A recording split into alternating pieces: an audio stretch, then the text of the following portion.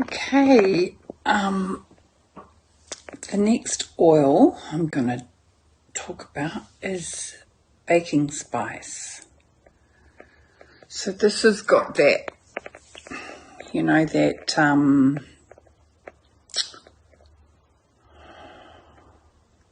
almost like that Thanksgiving flavour. You know, it's I like the smell, don't actually like it in products. So in it, it's got ginger root, cardamom seed, cassia oil, clove bud, cinnamon bark, and nutmeg kernel.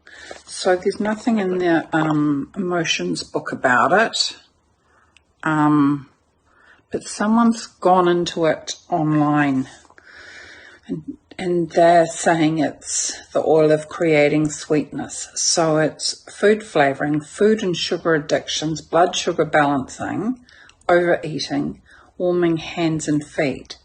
So it would be about bitterness, disappointed, rejection, self-rejection, cold, unclear boundaries, and passiveness.